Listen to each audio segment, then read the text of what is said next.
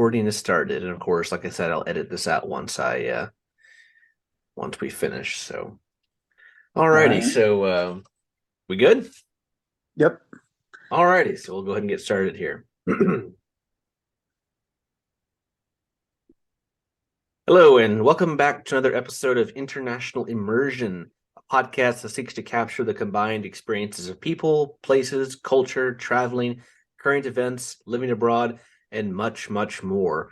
For today's episode, I have a previous guest who talked about his experiences when he was teaching in China, my good friend John, and we have him back today. He's going to talk about his latest trip to Thailand and Indonesia back in 2022 and some of the deeper elements that he gained from that trip. So, John, it's great to have you on. It's I'm glad to have you back. It's hard to believe it's been almost 2 years since our first one, but it's great to have you, and I hope things are well. Yeah. Thanks for having me, Sean.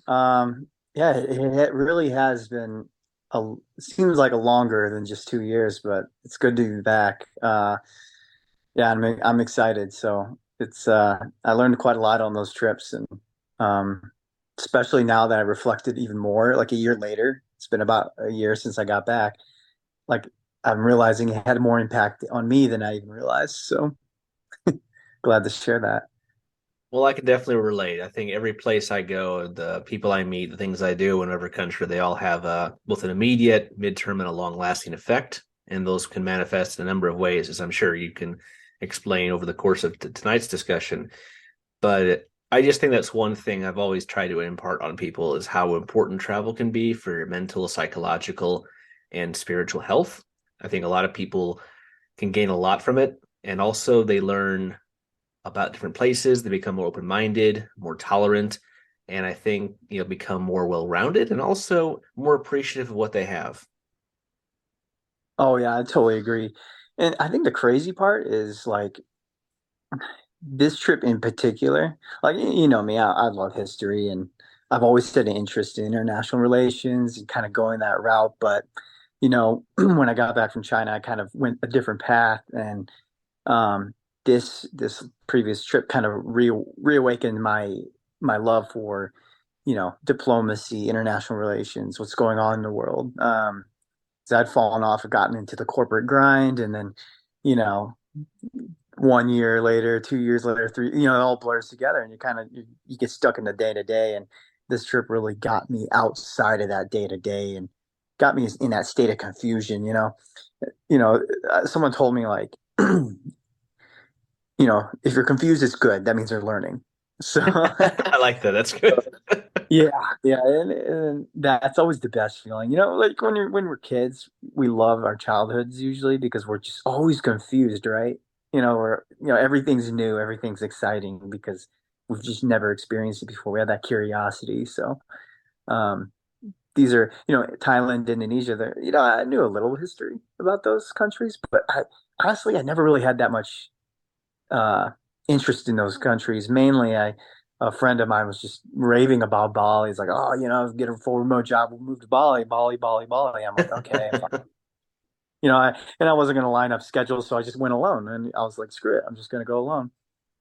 You know, COVID's dying down, countries opening up. I haven't traveled in like 5 years, so I was like, you know what? I'll just go alone. Screw it.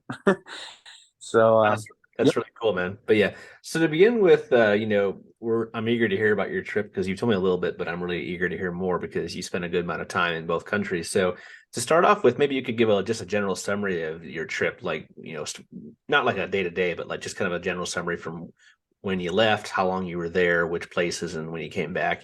Something simple like that.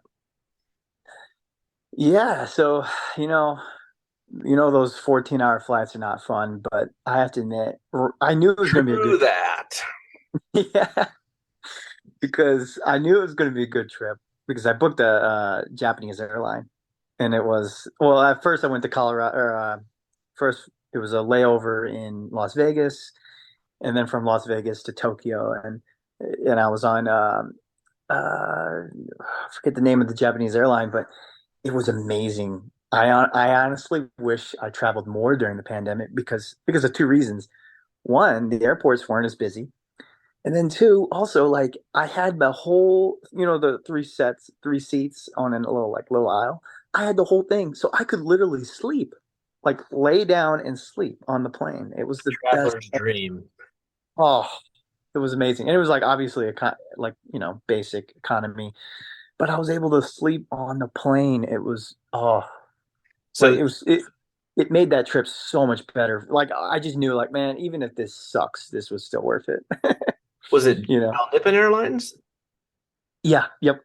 Okay, yeah, I've Yeah, taken them before. that's They were what it was. great. On my last business trip, I flew back with them, and they were great. Oh yeah, it was great. Like the food was even pretty good too. Like the the flight attendants were really nice. Like it was just awesome. Like it's weird that I'm like starting off with the flight and everything, but seriously, like I just have to throw that shout in. You know what I mean? It's just like that was great. Like, I hear you you. know, that I hear you. that was like weirdly a good part of the journey. But yeah, so then I arrived in, from Tokyo, then I took a flight to Bangkok. And I chose Thailand, Bangkok first instead of a direct flight to Indonesia because I was like, you know what? Get two places, kill two birds with one stone kind of deal. So, Yeah, why not? and you saw like the hangover, like Bangkok's like, oh, it's like the, Las Vegas of, Asia or whatever. So I was like, all right, well, why not spend a couple days there, see what's going on. I got there and it was hard just getting there because first of all, I had to get like this visa, like COVID, like I had to take a lot of COVID tests. Like they're kind of still taking COVID pretty seriously. And in the US, it was like just like 2 weeks ago, they were like, the mask mandate on flights was like gone. So, but still like Thailand still took it pretty seriously. So I had to take tests, when I got there, you know, I think I had to take the first three there. I was there for 4 days. The first 3 days I had to take a COVID test from in my hotel room and I was negative. Thank God I was negative. But, um, yeah, so that was that kind of like scared me because I didn't plan this trip like really at all. I was just like, you know what, I'm just gonna book the flight and figure it out kind of deal. And I got really lucky because all it would have taken is like one little setback and things could have got really bad. But that's kind of how I am. I just risk it. So yeah, Bangkok was pretty devastated by COVID. Like a lot of businesses were shut down. Like obviously things were recovering because they just recently opened up, I think a couple of months ago. But a lot of the popular places, like I was going on Google and like all these places, like, oh, these are the places to go, like, travelers guides and stuff. A lot of those places were closed. So I ended up kind of like wasting a couple of days. Obviously I visited some temples, some of the, bars and stuff, and it was all right. But, honestly, yeah, that experience was pretty interesting because I still thought it was really cool because it reminded me so much of Shanghai, like Bangkok reminded me a lot of China. I know like Thailand has a lot of Chinese influence, a lot of Chinese, A lot of you Chinese know, tourists. yeah, tourists, people with Chinese heritage. So it reminded me a lot of China, in Shanghai, like all the, you know, the malls, the Mm. style, even, yeah, like the style everyone was wearing, the subways or the metro system. So yeah, it brought back a lot of memories. Just kind of that feeling of like, hey, this is international city. You're going to meet a lot of people. I saw so many Americans, and it was just so funny because I'm just like I'm thinking like okay, like a lot of Americans go like travel to Bangkok, but when I was in Shanghai, you didn't see too many Americans. It was mostly like Europeans or people from pretty much everywhere. But in Bangkok, it was specifically Americans. So that was something that was pretty interesting. But yeah, the first couple of days I was just kind of like walking around, checking places out, and it was really humid. It was incredibly humid. Like I would be outside for like an hour, and I would just be drenched in sweat. Sounds about right. And I was in Thailand just a few back in January, in first part of February, just for a day. Oh man, I mean it was nice, but just you're just like a waterfall. Oh yeah, yeah. And it actually it was interesting because that was a key figure. This cat is trying to say hello. Um, but yeah, this there was actually a key figure event in a way because eventually I decided because I was sweating too much. I was like, you know what? I'm going to shave my head. I just decided to do it. Yeah, so now I kind of do it more often, but I had like kind of what your hair length is right now. That's kind of how I was, and I just decided, you know what? I'm going to do it. So so is this guy from Persia? He immigrated to Thailand probably like 20 or 30 years ago. He looked like he was 40, but apparently he's like almost in his 60s. I was like, wow, like he aged well. But yeah, he was super energetic, super awesome. And he convinced me to go bald, like shiny bald. I just felt so weird. Like this is the first time I went bald in my life. And he was just telling me like, "Oh yeah, you're gonna look like Kojak, like the Slavic gangsters or whatever." So yeah, like so he convinced me and I did it. And that it was just so funny because like here I am, you know, like I would have never done that in the US. Like I wouldn't have taken the leap in the US. And when you're in a foreign country, I feel like you take more risks, and that was just one example of it, you Yeah, know. just something you never, like you said, something you've never done before, and like, what the heck? Just let's just try it. Yeah. Yeah, it was pretty cool. Overall though, I didn't really the Bangkok trip I didn't plan much. And then obviously like I didn't do much, save like crazy events or anything. I went to some of the temples. I feel like I got scammed too. Like I always get scammed on these trips, but Well, there was unfortunately, in so easy to get scammed, even if it's not like big, just getting over, they overcharge you, they jack the rate up for when you're buying something on the street, they know you're a foreigner. So yeah, that happens and you have to kind of expect it. I mean, the longer you're in a place, the more you learn how to avoid it. But yeah, I mean, it happens. So, right. Yeah, it was funny because I should have saw it coming.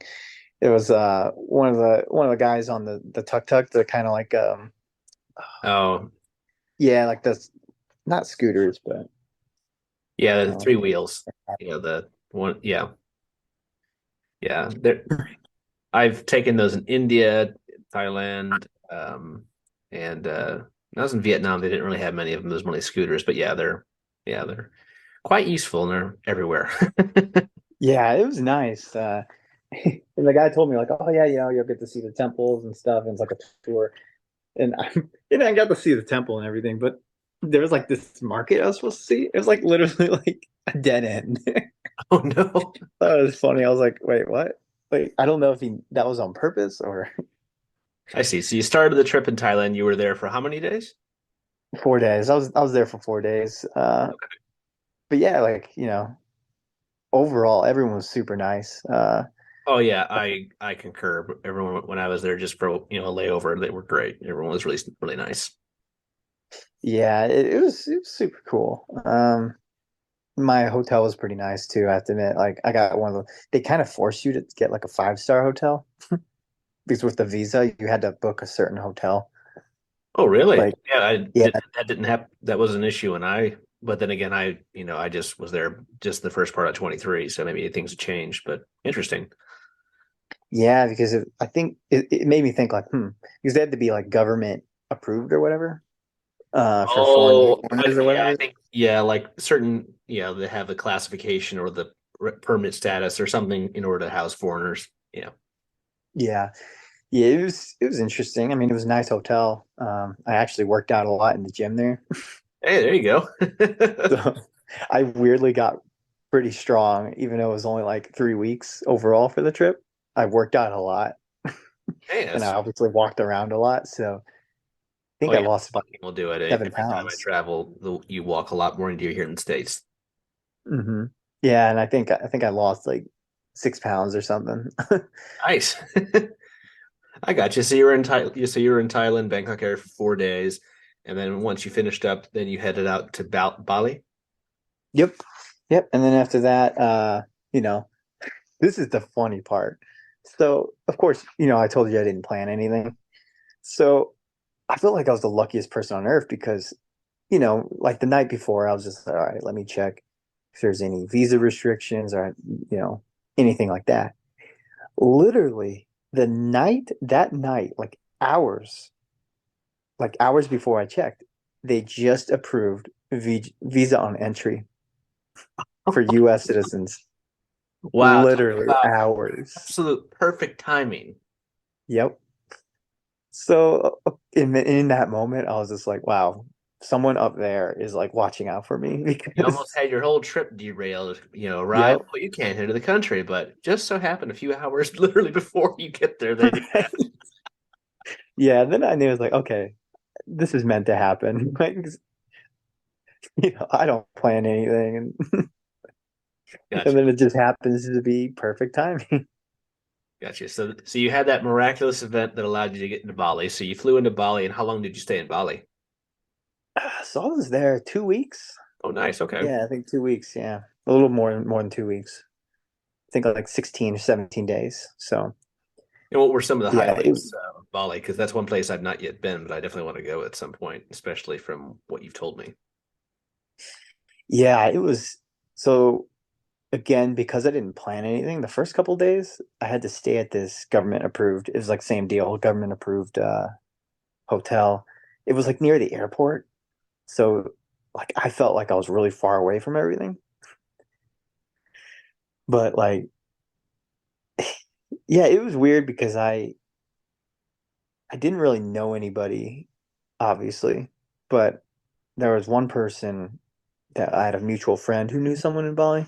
So Oh, that's always a that big I was plus. trying to, yeah, see, that's what I thought. And I was trying to like meet up with this guy. He's like a yoga instructor or something. Um, but yeah, it just never worked out. So I kind of wasted 2 days trying to like coordinate with him.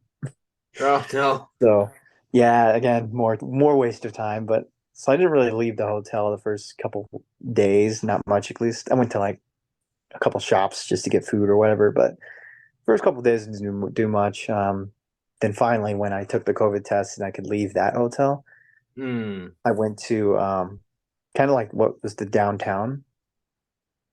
Okay. Nice. Got through the hassle and made sure you were clear, negative, all that important stuff. Yeah, so then I went downtown. It is called Kunta, or at least what used to be the old downtown, apparently. Um, that place was like all there was so many shops closed. It looked like a ghost town. Oh, that's sad. Yeah, I know because apparently so many businesses, went under when COVID hit. Yeah, I think that's kind of one of the unsung horror stories of the pandemic is just the attrition rate among small and medium-sized businesses globally. Oh yeah, and then I think Bali in particular, the island was like it lived or died on tourism. It doesn't So like surprise me. I mean, it's tourism is, I think, probably the biggest single element of their economy. yeah, it was kind of scary. I mean, it wasn't scary, but it was like literally entire streets were empty. It was like kind of scary. Yeah, like Like there would be a this is too quiet and too empty. My goodness, I'm feeling uncomfortable. yeah, oh yeah, like I felt like you can almost see the desperation in a lot of people's eyes, a lot of the locals and stuff. So, not off to the best start. Spent the first 2 days in a government hotel, just kind of quarantining. And then Kunta, which was a ghost town. Um, yeah, and it was just like weird because like there's stray dogs everywhere, and like I thought I was gonna get attacked a few times. Oh I had one gosh. moment where, yeah, I went out at night. I just, I was just bored, and I got this in the new hotel. It was like kind of warm, like the air conditioning wasn't really working very well, and there was like bugs in there. So I was like, okay, I might as well just go out somewhere. So I was just trying to find like a bar or whatever. But then like this stray dog just kind of cornered me. Oh no. Yeah, yeah, and I was like, oh shoot, and I kind of have like a weird phobia with dogs. So he was like really aggressive, going to like probably attack me or whatever. So I just stared at him and I just walked right towards him. and then it actually worked. Like I thought this dog was gonna attack me or whatever. No, like I just walked straight past the dog and he just went away. So a weird victory, like one of those weird things. It's You like, oh you over intimidated him. yep, yeah. Because I was thinking like, oh wow, like if I show too much weakness, the dog's actually gonna attack me. Hey, it worked. That's what matters. Yep, I was like kind of shocked because I was like, well, I'm in a foreign country. I don't know where I am. So I kind of got lost. So I was like, shoot, I don't even know if anyone can help me. Like, what is it? This dog has like rabies or whatever or something. You know what I mean? Yeah, yeah. Well, he dodged a bullet there. I'll say that. Right. So yeah, not the best experience so far. But But but I'm sure it got better after, you know. oh yeah, yeah, it did. So I stayed like I think I stayed a week because it was really cheap in Kunta. Obviously, I didn't know why, but I booked a week because it was near the beach. So I was just going to the beach almost every day. Nice. Yeah, it was pretty nice. I got surfing lessons a couple times. That was the cool part. I learned to surf, one of the highlights of the trip. Very So nice. yeah, and then that was pretty much mostly it. I went shopping a little bit. There was one pretty cool mall. But yeah, it still was pretty uneventful. Not many people there. I was probably the first American off, like there's very few like foreigners there. I started seeing more like the second week I was there, but that first week I was like, wow, there's like not many foreigners here, at least like American or something. Like European, you didn't see too many. But yeah, like, I went to yoga and then this whole time I'm thinking like, okay, I'm in kind of like that's the old tourist attraction area. So a lot of shops, a lot of like Western hotels and stuff like that. But I still really hadn't experienced much, done much. So then finally the next week, which was pretty much the last week, um, I went to Canggu, Hmm. which is where all the like long-term residents are, like all the Australians, all the Russians. There's a lot of Russians, a lot of Australians. And this is when it got like I got the real Bali Real deal. experience. Yeah. So then like, I went to a club and it was really cool, like kind of reminded me of like Shanghai clubs. It was pretty cool. And I met this Russian couple there. And remember, this is like 3 weeks after the war just broke out with Ukraine. Oh, so this is like So March 22. Oh my gosh.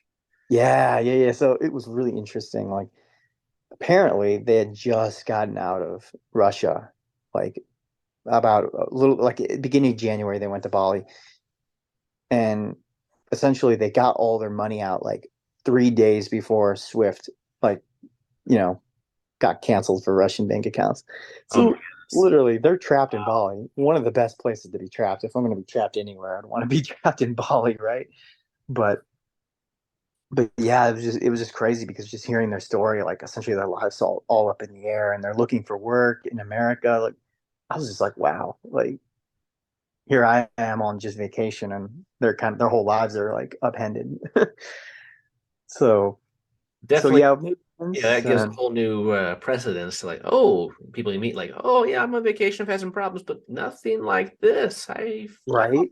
Yeah, Wow. it really opened my eyes. I'm just like, holy crap, like, you know, and I'd kind of been in my zone for a long time now, like a couple of years. I've been essentially just working and, minding my own business, not really gauging into like geopolitical situations across the world. And that was kind of like that kind of sparked my interest again because I was like, during those conversations, I was just like, wow, like I'm getting this new perspective, Hmm. and, it was just super cool.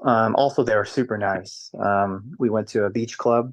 Beach clubs are really cool, obviously. We went to a beach club like a couple days later, and yeah, it was a lot of fun. We had like good food. It was like a party on the beach.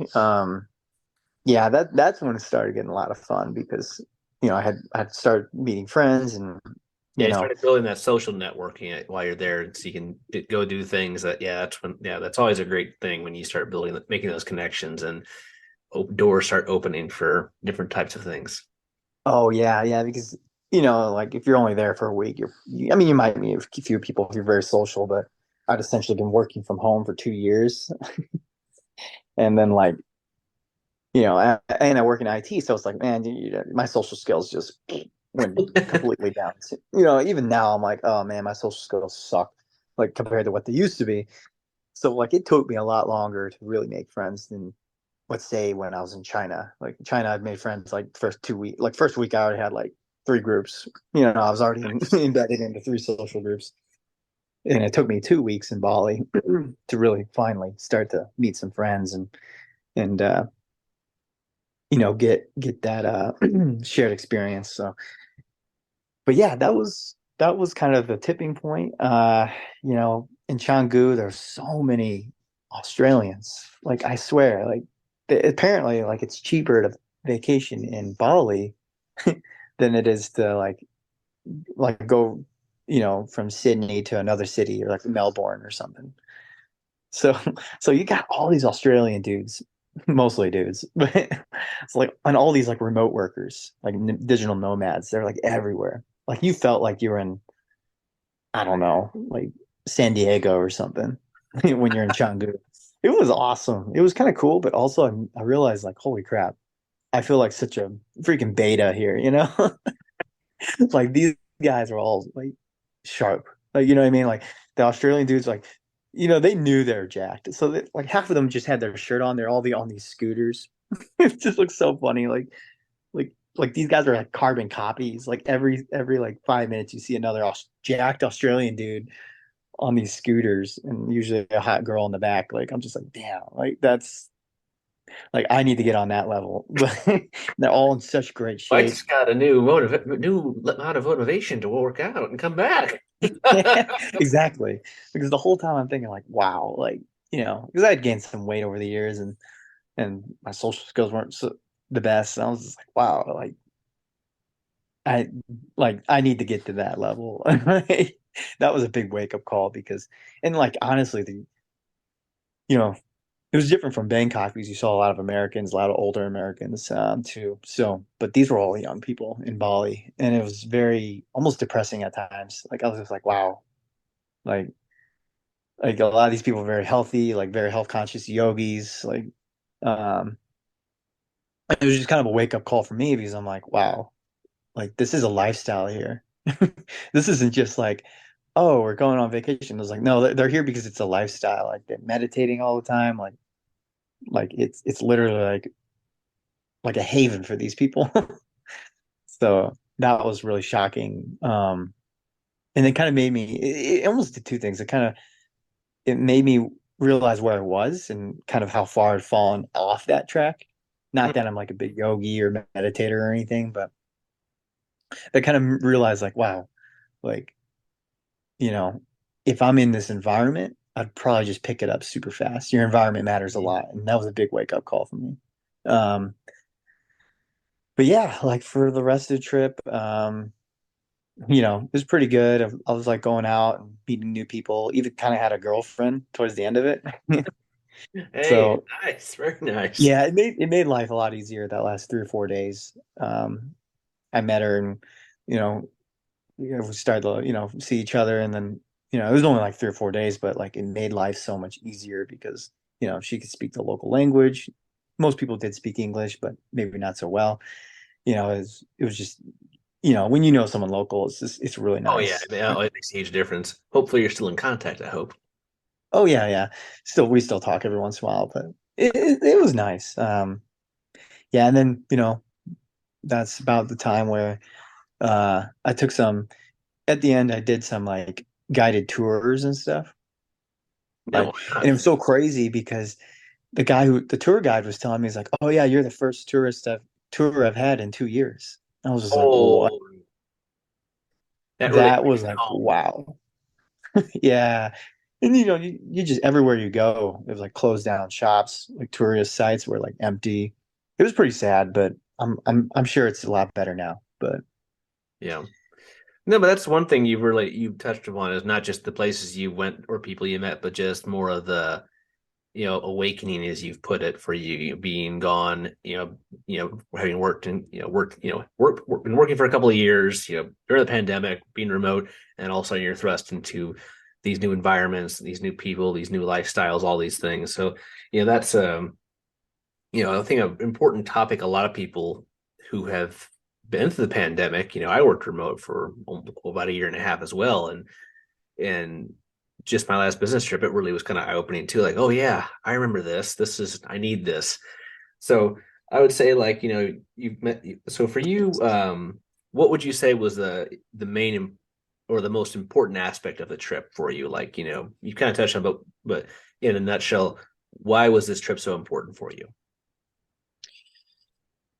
I think the number one, it's almost a tie between two. One was the awakening, kind of like realizing the kind of lifestyle that I could have.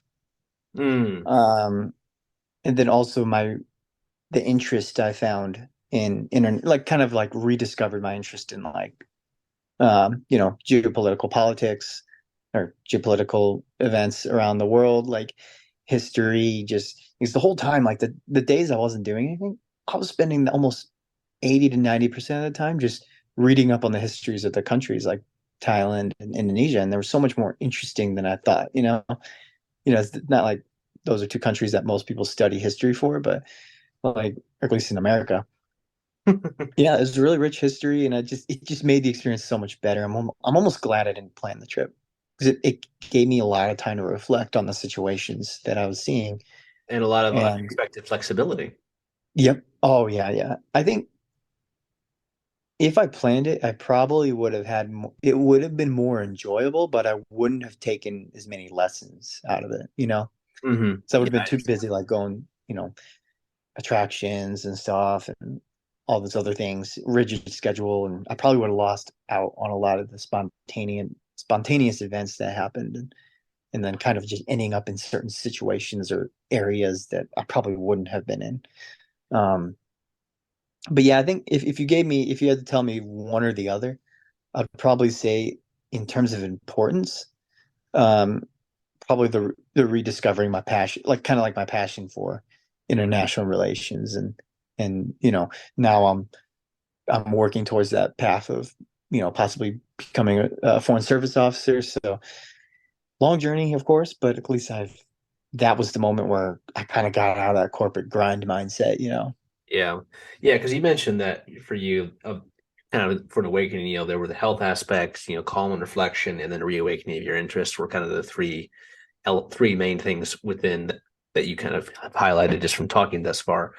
And yeah, I think they're all important. Yeah, you saw different lifestyles. You saw how people are more health conscious. You saw how the people are more relaxed. They're living a more, they're still working, but they're finding a more work-life balance. They're in a great Hmm. location. They're doing things financially prudent or being in a less expensive environment. And the diversity is very important because when you're Hmm. cooped up in a corporate setting or just at home or online or even like in a small town wherever you may be, if you're not going to places like this where there's a lot of multiculturalism, diversity, people from different countries, you don't have those sharing of ideas and that mixing of people. And just like you said, you met some Russians, you met Australians, that really opens up a lot of things and conversations you could never have at back home. Hmm. Oh yeah, yeah, like yeah, just and I even met this guy from Scotland, and apparently like he was living there, and I think he was there for about over a year, in Bali, and he won big on Bitcoin. So like essentially he'd been just living off Bitcoin, like whatever he got from Bitcoin. So like that was pretty cool. Like he was a really cool guy, but it was just kind of like his lifestyle was so much different. Like he was partying every day, like yeah, like um, he barely goes back to Scotland. He's pretty much living there. So just talking to him and like how he viewed the world and just it was just so interesting.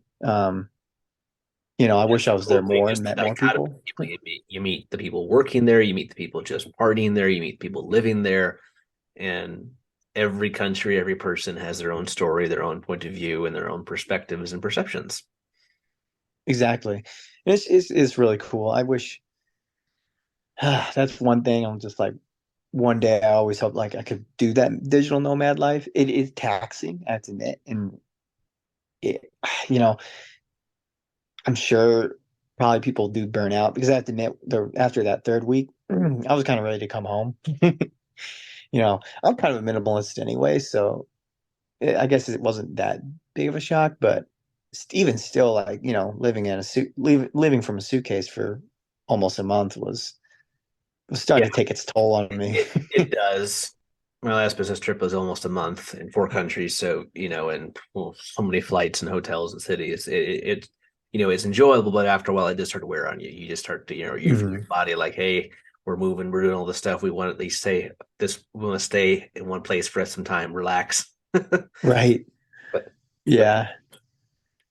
yeah, but I think a thing you point out is that we can't just work, work, work. We need to put on the brakes and take some time for ourselves. And I think that's another thing the pandemic has really brought out is a desire for work-life balance, like the great resignation, Hmm. they call it. People are realizing, okay, why am I working this hard? Why am I doing this? It's just I'm not seeing any path for me. I mean, yeah, I'm getting paid, I'm making money, but what beyond that, what? Right. I Yeah. think that's, it's both been a good thing and a bad thing. A bad thing in that it's caused a lot of disruptions within different sectors, supply chain, things like that. But at the same time, I think it's make people are going toward a more healthy and positive perspective on life and method of life, which I think is good for mental health and, all the different, the human condition. It's very good. Yeah, I would agree. And from what I you have to admit, described, I think you're a great case study in that. That you've worked through the pandemic, and this is a time where you can break out of that, explore, and in many mhm. ways recharge. Oh yeah, and I needed it so bad because I was working like 70 hours a week, Yeah, that's not before that trip. 70. That means 40, 50, 60, but 70. Good God. Oh yeah, it was, I was, because I had to do production, like if the website was down at 12 a.m., I had to get up, you know.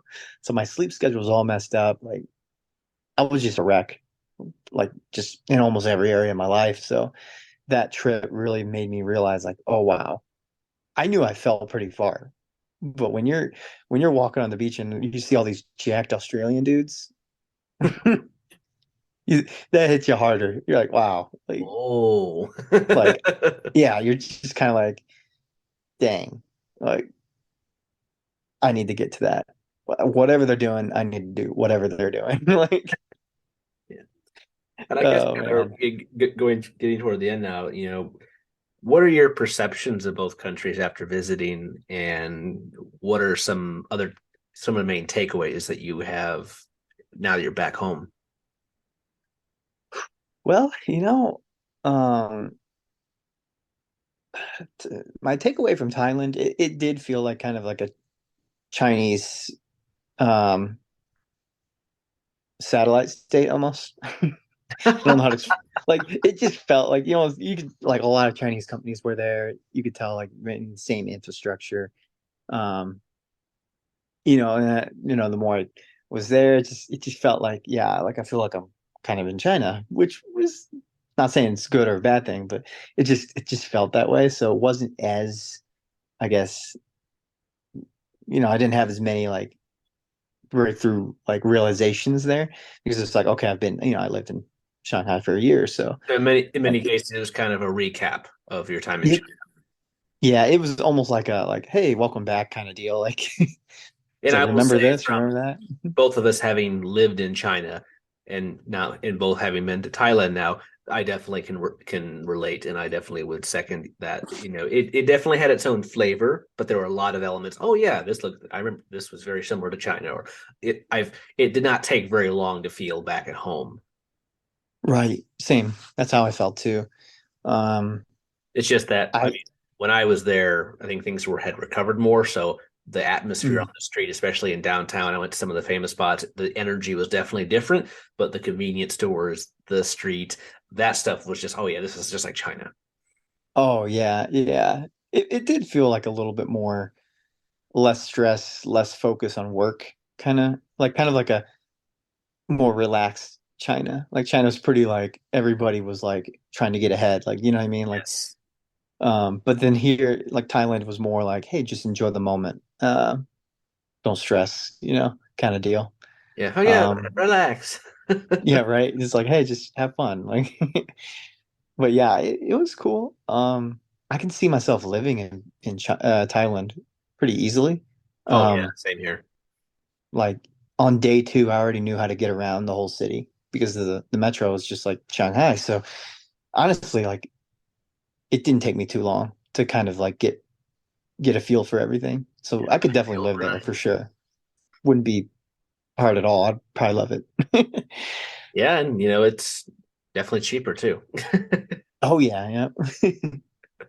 But But no, yeah, I think overall though, yeah, it was um, everyone was really nice, more carefree, kind of like a happier China. And then Indonesia was really interesting.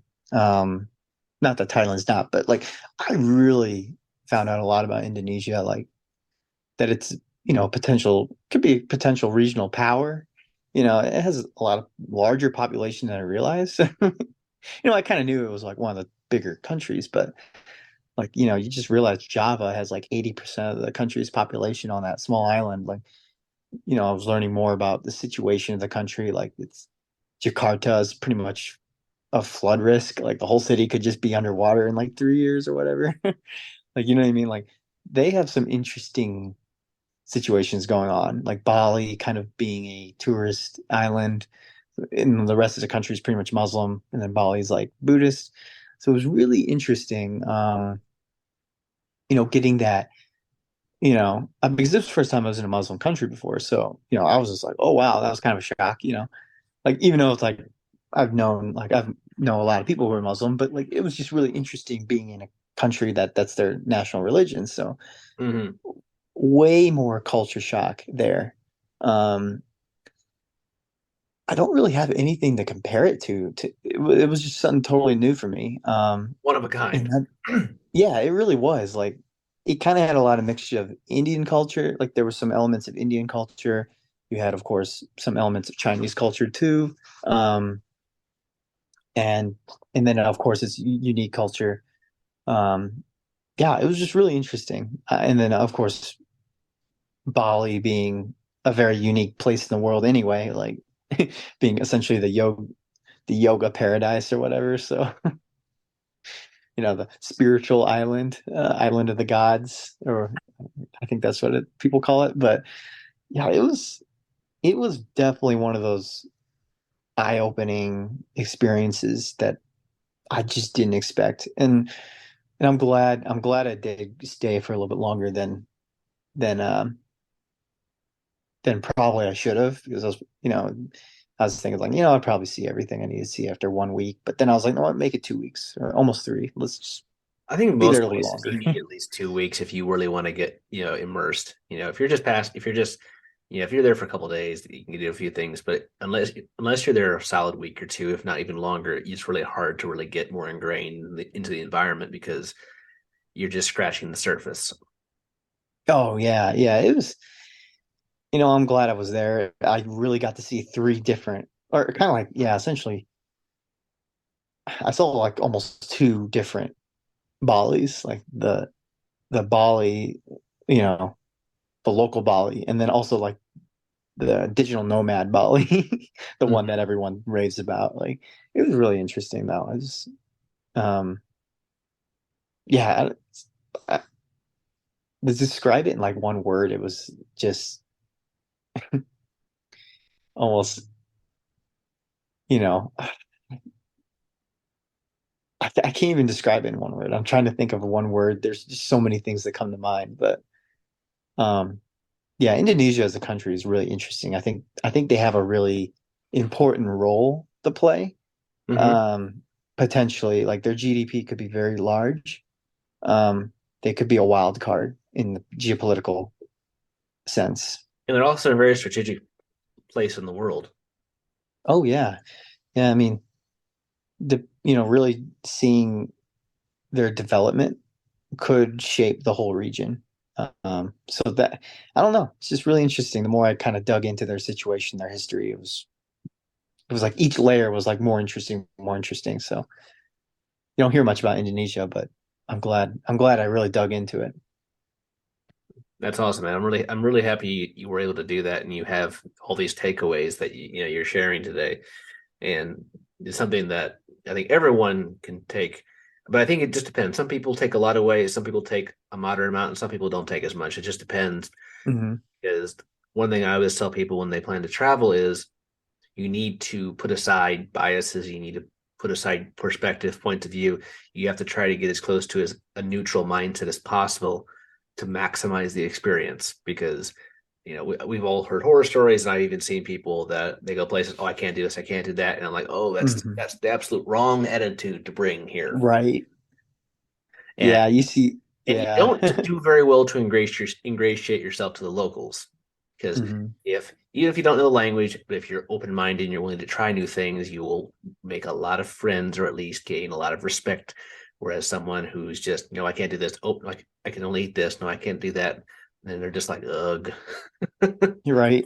Yeah, I mean, that's the whole point of traveling in my mind. Like, I think every new place, like, I feel like where you are in life determines your perspective of where you go. But I completely each agree. time yeah, because each time I've traveled, like, I had a different mindset and different expectations, and I always came away with something different. Hmm. Because when I was early in like China, when I was early 20s, I was just trying to party and have fun. Like, I wasn't trying to really take away too much, even though I still did, obviously. But these trips, I was really trying to really take more away, like long term, Hmm. thinking more long term, and I think overall, you know, it's debatable whether maybe on an enjoyment level, I didn't enjoy it as much, but I think I got way more value out of this trip Oh, than maybe even the whole year I was in China. So, and I would definitely say so, just from listening to everything you've had to say. But yeah, and yeah, everyone get takes away different things, but at the end of the day, I think as long as you gain and you apply it to yourself to make things better for yourself, for those around you, or just have a better understanding of the world and just all the myriad of things within it, that's the end goal. oh yeah, yeah, that's why I want to keep traveling. I almost want to make this a yearly thing, you know. I think that's a great thing. Whether your job can allow you to do it, whether you can do it, it doesn't matter. Take any advantage. If you have a business trip, you have to go overseas once or twice a year. Take some vacation while you're over there because it's so easy to do that. Or if you save up and you plan a trip every 1 or 2 years, do it. Oh yeah, yeah. It's just it's the reset. I think that's most important because it's so easy. Last 3 or 4 years, this first time I've been in corporate life. Oh man, they always make fun of corporate zombies. I used to always think like, how can I ever become a corporate zombie? Now I know. Yeah, as I Now say, I know, as with so many things, you won't really fully understand it unless you've been through it. right? And that those trips, those are the trips you need just to kind of snap out of it. So even if you don't want to learn anything, just to kind of like Break the monotony. just yeah, oh yeah, like kind of rediscover some things you like or rediscover yourself a little bit. I think it's completely necessary. Awesome. So I guess on kind of as we're wrapping up, what would be your advice for anyone who wants to visit Thailand or Indonesia? Ooh, well, take a Japanese airline, that's for sure. I That say, was really awesome. Uh, maybe plan it a little bit more. I mean, I was talking about how like not planning it was great, but you'll probably save a lot more money if you plan it. I ended up spending a lot more money than I probably should have. uh, Um, yeah, I mean, it was worth it, but plan it a little bit. Um, everything's clear in maybe, retrospect, as they say. oh yeah, and then I would say for Thailand, visit Bangkok and Phuket. I heard like so many good things about Phuket. Um, and then for Indonesia, uh, yeah, just maybe Canggu, stay in Canggu. I think that would be pretty wide open. Like you're going to get all the kind of like you get the Dichotomy. yeah, you get all the experience. You kind of get everything in the Bali experience. Um, and it's also an international community. So, I mean, not that Kunta is bad, but it is commercialized more. Not that Canggu isn't. Canggu is definitely commercialized, but it's not as much. And that's why essentially all the nomads keep going further and further from Kunta because it's like they're trying to avoid the commercialized businesses that are like kind of following the digital nomads. So yeah, I think if you want to get the best experience, I would Canggu or whatever. Probably by now there's a new area for where everyone's going, but um, yeah, start in Canggu and then keep going farther away from the city center because the city center not as bad. It was still fun, but definitely commercialized. Definitely more, seller people trying to sell you stuff and all that stuff. So yeah, that'd be my advice. Well, John, well noted, and I agree. I think those are all good points, and any prospective travelers should heed those ideas. Yeah, definitely don't do what I did. I got a lot of luck. So, Yeah, luck was definitely on your side. I mean, it turned out great, but yes, in retrospect, thinking about it, you're like, "Ooh, I almost got denied arrival," or "Oh, this could have happened." But it all oh, worked out, and that's right. what So matters. many. But you gained a lot of good, knowledge of how to plan, trip 2.0 next time. Oh, yeah. Yep. Yep. I definitely learned a lot of lessons and I'm glad I learned them without paying a lot of consequences, paying Yes, a lot of prices for it. yes, I I hear you there. Well, John, it's been a pleasure. I really appreciate you coming back, and it's great to hear you were able to travel after the pandemic. Because, yeah, I mean, I myself traveled internationally for the first time in almost literally 3 years exactly, just early this year. So I think it's a great opportunity to, break the monotony, as I mentioned, get out, explore, rekindle a lot of those passions and interests that you get when you travel and learn new things, meet new people. But I just, I really appreciate the insight, that your perspective, and sharing your journey with us. And I think it's a something anyone can use, and hopefully it'll encourage a lot of people to, now the pandemic is finally mostly behind us, get out and explore and try to get back to how things were before. Oh, yeah. Yep. And just doing this podcast, it makes me want to just hop on a flight right now. Like, I so hear you. this I is hear good you. to It's like, relive it, oh, I want to go, go, go, go, go. Well, So John, as always, I appreciate it. It's oh, likewise, fun being on here. yeah, we appreciate you have being on, and like I said, it's great to have you on, and I always love to keep tabs on what you're doing and experiences you have. So, with that, everyone, this has been another episode of International Immersion. Feel free to check us out on our Facebook page and Instagram of the same name, International Immersion. If you have any questions or thoughts, shoot us an email to internationalimmersionpodcast@gmail.com. We'd love to hear if you have any thoughts, perspectives, or if you'd like to be a guest on the podcast, just let us know and we'll happily look into it and love to hear what you have to say regarding topics that we follow. And with that, stay safe, get out and travel, explore, and we'll see you on the next one.